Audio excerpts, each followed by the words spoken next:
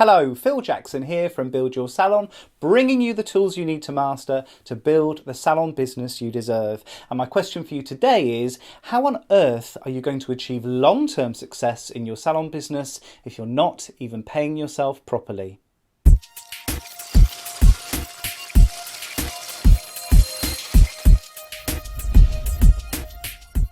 Hello and welcome. And today I want to talk through a slightly disturbing trend that I've noticed when I've been doing my networking with salon owners and managers, and also in my own mentoring activities. So as well as being an author, and as well as getting lots of abuse every time I put a video out on YouTube or a podcast out on iTunes, I am also a salon coach and mentor. So I mentor up to 20 salons a year. So they take me on as a coach to help them through times of particular change, or some of my clients have me on an ongoing basis just to support them in their business activities. And it's actually my favourite part of everything that I do. I don't sign up more than 2 clients a month though, because it's actually very hard work. There's quite an involved onboarding process and lots of goal setting to be done as well. And it's fantastic, but it does take an awful lot of my time. Now, unfortunately, what I've noticed this year, and bearing in mind we're only heading into April, so I've only signed up 6 new clients this year so far. 3 of them are salon owners who are not paying themselves properly. And I don't see how that is a long-term situation which can be maintained.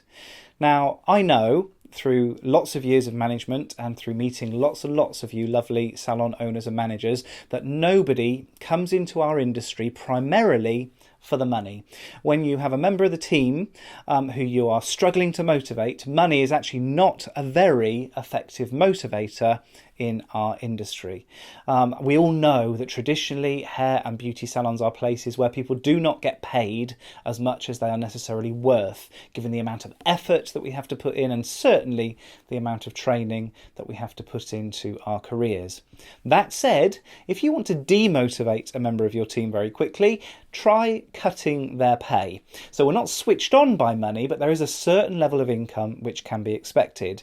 Now, I'm also not saying that there aren't situations where you might want to go negative or to make a loss. So there's an old adage that in the first year of business you should expect to make a loss, in the second year of business you should expect to break even, and in years 3 and above you can start to make a profit. I'm not necessarily suggesting that that's quite the case these days, but when you open a new business you may well expect to make a loss in the shorter term. But I'm talking about salons that have been open for a while now. From outward appearances, they would appear to be very successful salons with quite large teams of employees as well. But the salon manager isn't getting paid properly. And in fact, 2 out of 3 of those cases, if we had put the salon manager onto the same wage plus commission structure as the rest of the team was on, they could not have afforded to pay themselves.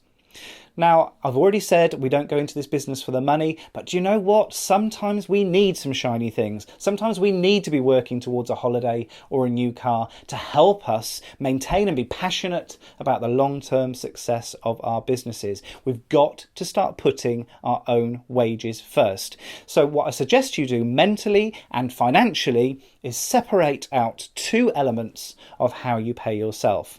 First, if you're carrying out any services or you're paying yourself as a manager, you need a wage element, either fixed or variable according to your performance on those services, in exactly the same way as you calculate the wages for your team. So that wage element needs to be a cost which is incurred and which is paid alongside your team. If you can't afford to pay yourself that element, you need to seriously look at the profitability of your business on a very, very urgent basis.